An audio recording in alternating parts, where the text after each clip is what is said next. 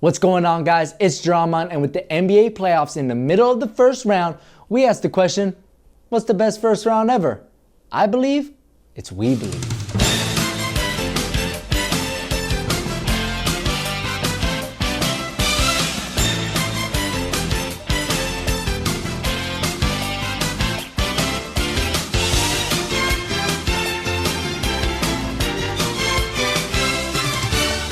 More often than not, the first round of the playoffs is predictable and somewhat boring, but every once in a while we get treated with an amazing first round matchup that usually consists of a heavy underdog defying expectations against the favorite.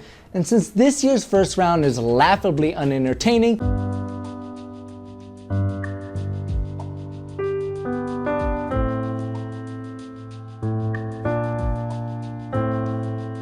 let's talk about one of the best first round series ever, the We Believe Warriors against the Dallas Mavericks 2007.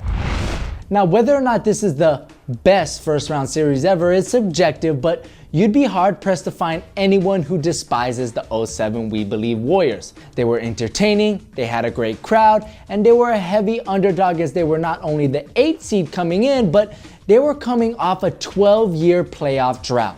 That's right, 12 straight years without making the playoffs. Wow.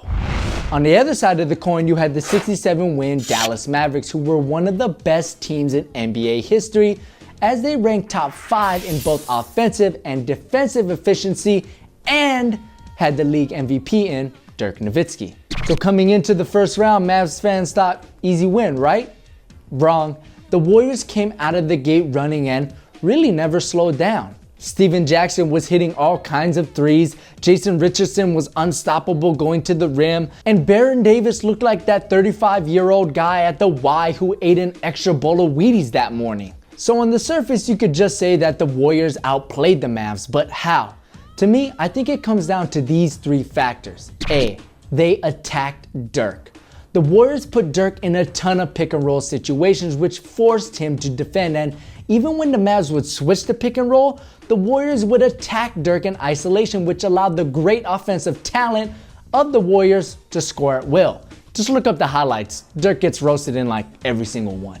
Dirk, whose man is that? Dirk's, no, you're done, son. Here's Dirk, you're done, son. Whose man is this? Matt Barnes?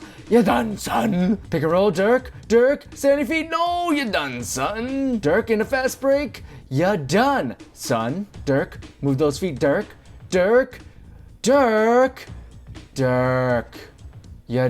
son. Dirk, pick and roll, Dirk, you're done, son. B, they exploited matchups. Whether it was Jay Rich and B Diddy attacking the small guards of the Mavs, or having the Mavs switch bigger players onto smaller players, or smaller players onto bigger players, the Warriors just went at whatever mismatch they felt most comfortable with on the floor and exploited the Mavs' individual defense. Not team defense, individual defense. Think of it this way. You're at the park, you got Jason Terry and Baron Davis. Now, Jason Terry is on a top 5 defensive team while Baron Davis is not, but if they were to play one-on-one, who do you take? Baron Davis. Every time. Except, nope, every time. C, they weren't ready. The Mavs should have won this series. I mean, they were top 5 in both offense and defense, but failed to show up when they needed it the most. Now, I wasn't in the locker room, so I can't know for sure, but I think the Mavs just didn't take the Warriors seriously, and they felt like they were the better team on any given day, but that proved not to be the case as the Warriors romped the Mavs in 6. Despite being one of the biggest statistical upsets in NBA history, the 07 Mavs vs. Warriors was just flat out entertaining to watch. You had a true David and Goliath matchup that captured the imagination of anyone remotely interested in sports. I mean, I remember when they finally won the series, I cut out the newspaper clipping from my local newspaper and stapled it onto my backpack and wore it all around school. I mean, it was just a fun thing to watch. Even Jessica Alba went to Oakland to watch a game. I mean, Jessica Alba, Oakland, oil, water.